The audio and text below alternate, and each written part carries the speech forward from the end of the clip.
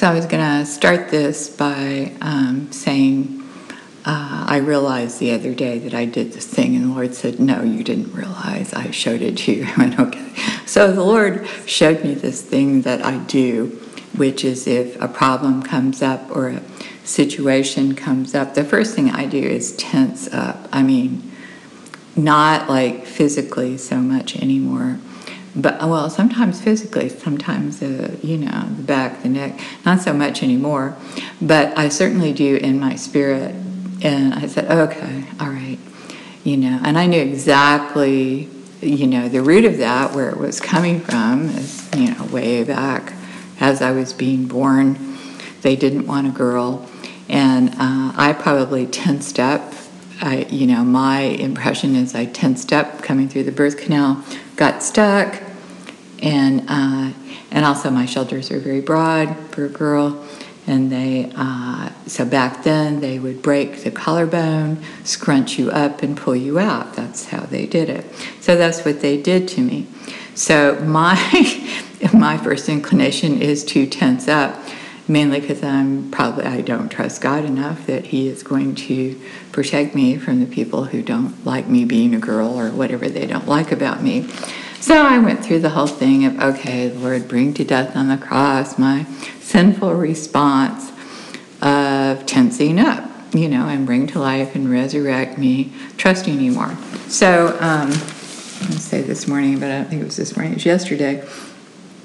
I was in Deuteronomy chapter 20, and this actually really spoke to me, and it was in the Message Bible. It says, when you go to war against your enemy and see horses and chariots and soldiers far outnumbering you, do not recoil in fear of them. God, your God, who brought you up out of Egypt, is with you.